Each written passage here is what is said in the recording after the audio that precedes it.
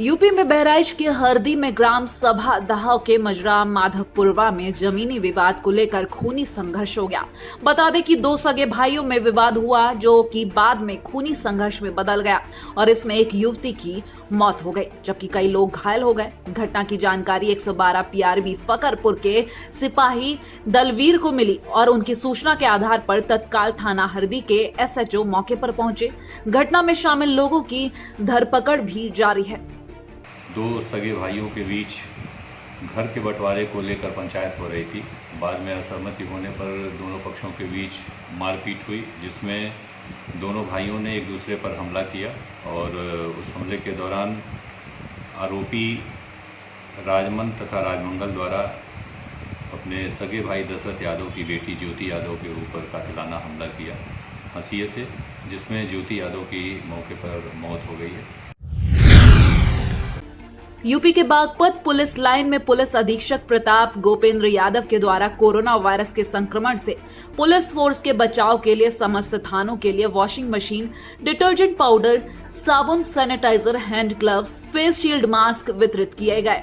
Police अधीक्षक बागपत प्रताप गोपेंद्र यादव ने पत्रकारों को बताया कि पूरा देश कोरोना वायरस से जूझ रहा है। जितने भी हमारे जनपद में नाकों पर पुलिस स्टाफ लगे हुए हैं और जनपद बागपत की सभी थानों को एक एक वॉशिंग मशीन दी गई है जिससे हमारे पुलिसकर्मी अपने कपड़े धो सकें। इसी क्रम में हमारे डीजीपी महोदय के साफ निर्देश है कि कोई भी पुलिसकर्मी इस बीमारी से इम्पैक्ट ना हो सके। हमारे द्वारा 15 वॉशिंग मशीनें इसीलिए वितरित की गई है।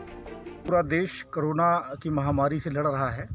इसमें जो फोर फ्रंट पे हैं, जिनको पूरे देश में माननीय प्रधानमंत्री जी के द्वारा भी जो कोरोना वॉरियर्स कहा गया है, उसमें अग्रगण्य में पुलिस के लोग हैं। लगातार वो फील्ड में रह रहे हैं। जो भी हमारे कंटेनमेंट जोन्स हैं वहाँ पर, जितने भी हमारे नाके हैं वहाँ पर लगातार रात दिन 24 घंटे ड्यूटी कर रहे हैं। जो माननीय पुलिस महानिदेशक महोदय हैं, उनके द्वारा लगातार इस बात की चिंता की जा रही है कि कोई भी व्यक्ति पुलिस में किसी भी हालत में इन्फेक्ट नहीं होना चाहिए। यूपी के हाथरस में 2 और नए कोरोना वायरस पॉजिटिव मरीज मिलने से स्वास्थ्य विभाग और जिला प्रशासन में हड़कंप मचा हुआ है, जिससे जिले में कोरोना वायरस पॉजिटिव की संख्या बढ़कर अब 9 हो गई है। आपको बता दें कि जिले में पहले 4 जमातियों में कोरोना वायरस की पुष्टि हुई थी। 14 दिन के बाद 4 जमातियों की रिपोर्ट नेगेटिव आने के बाद जिला प्रशासन ने उन्हें उनके घर भिजवा दिया। वहीं जिले में 3 और कोरोना वायरस पॉजिटिव केस सामने आए थे, जिसमें आगरा हॉटस्पॉट एरिया से आए सब्जी बेचने वाले व्यक्ति में कोरोना पॉजिटिव के साथ साथ फिरोजाबाद में तैनात हाथरस के सिपाही में भी कोरोना के संक्रमण की पुष्टि हुई थी और अब सब्जी बेचने वाले के बेटे के साथ एक और युवक कोरोना पॉजिटिव पाया गया है। मुख्य चिकित्सा अधिकारी ब्रजेश राठौर ने जानकारी देते हुए बताया कि जिले में अब तक 9 पॉजिटिव केस सामने आए हैं, जिनमें से 4 जमाती थे, उन्हें पहले ही डिस्चार्ज कर दिया गया था। अभी जनपद में 5 केस एक्टिव हैं, जिसमें 9 मरीज हाथरस में ही भर्ती हैं, जबकि 2 मरीज अलीगढ़ में भर्ती हैं। आज जिले में कल रात में 2 केसों की पुष्टि हुई है, जिसमें एक सासनी का है और एक लाला नंगला संबंधित है, जो कि पहले से ही मुरसान में हॉस्पिटल में जो भर्ती है केस उसका पुत्र है। और एक और केस जो निकला है वो कहाँ का रहने वाला है? और दूसरा सासनी का केस है। तो इस समय हाथरस जनपद में जो भर्ती मरीज है उसमें 3 एक्टिव केस है। अभी 3 एक्टिव केस है और एक जो बता रहे हैं मेडिकल कॉलेज में भी कोई एडमिट है? मेडिकल कॉलेज में एक केस एडमिट है, जो कि मतलब यहाँ का था और लेवल 2 में वहाँ भर्ती है। वो एक्टिव केस अलीगढ़ में मौजूद है। यूपी सरकार की पहल पर प्रशासन प्रवासी मजदूरों को उनके घर भेजकर राहत की सांस लेने के कार्य में जुटी है। वहीं पटियाला से प्रवासी मजदूर चलकर आजमगढ़ रेलवे स्टेशन पहुंचे, जिनका हेल्थ चेकअप कर होम क्वारंटाइन की हिदायत देते हुए उनके गांव पहुंचाने का कार्य किया जा रहा है। वहीं प्रशासन पूरी तरह मुस्तैदी के साथ सभी प्रवासी मजदूरों को स्टेशन के बाहर बसों द्वारा भेजने का कार्य कर रही है, जहाँ पुलिस प्रशासन और स्वास्थ्य विभाग के सीएम ने कहा कि अभी पहली ट्रेन आजमगढ़ में पटियाला से चलकर करीब 1200 मजदूरों को लेकर पहुंची है, जिनका हेल्थ चेकअप कर होम क्वारंटाइन की हिदायत देते हुए उन्हें प्रशासनिक सुविधा से उनके घर पहुंचाने का कार्य किया जा रहा है। देखिए, हमारे कुल 5 ट्रेनें यहाँ के लिए एलोकेटेड हैं, जिससे हमारे करीब 5 से 6 हज़ार मजदूर आने वाले हैं। अभी पहली ट्रेन आ रही है, इसमें 1200 करीब लोग हैं। हमने करीब 47 गाड़ियाँ लगवा रखी हैं, ये आएंगे। इनका हेल्थ चेकअप होगा, उसके बाद उन गाड़ियों से बैठा कर ट्रेन को ले जाएंगे। निरीक्षण के दौरान कुल जो थर्मल स्कैनिंग मशीन है उसमें कुछ इफेक्टेड पाए गए हैं, क्या था मामला? नहीं, वो डिफेक्टिव नहीं, कुछ थोड़ा सा टेम्परेचर वेरिएंस था, कोई ऐसी बात नहीं। बिहार में रोहतास पुलिस इस लॉकडाउन में लगातार जनसेवा में लगी हुई है। इसी के तहत सासाराम में पुलिस कर्मियों ने एक जागरूकता मार्च निकाला, जिसके तहत कोरोना वायरस के संक्रमण से बचने की अपील की गई। जागरूकता के स्लोगन लिखी तख्तियां हाथ में लेकर पुलिसकर्मी जब सोशल डिस्टेंसिंग का पालन करते हुए सड़क पर निकले तो एक अद्भुत दृश्य प्रस्तुत हुआ, जिसमें खासकर महिला पुलिसकर्मियों ने बढ़ चढ़कर हिस्सा लिया। चेहरे पर फेस मास्क, हाथों में हैंड ग्लव्स लगाकर ये पुलिसकर्मी लोगों से अपील करते दिखे कि आप लोग अपने घरों में रहें, स्वस्थ रहें और सुरक्षित रहें। बता दें कि नगर थाना अध्यक्ष कामाख्या नारायण सिंह के नेतृत्व में सासाराम नगर में ये जागरूकता मार्च निकाला गया। बिहार में विपक्षी दल राष्ट्रीय लोक समता पार्टी ने मुख्यमंत्री नीतीश कुमार के खिलाफ मोर्चा खोल दिया। पार्टी की तरफ से अब बिहार सरकार पर हमला करने के लिए ये नया नारा दिया गया है कि बहुत सो चुकी सरकार, अब तो जागो नीतीश कुमार। उपेंद्र कुशवाहा के नेतृत्व में RLSP के नेताओं ने पिछले महीने की 25 तारीख को 2 घंटे का उपवास भी रखा था, जिसके जरिए बिहार सरकार को घेरने की कोशिश की गई थी। लेकिन अब मुख्यमंत्री का पुतला दहन किया गया।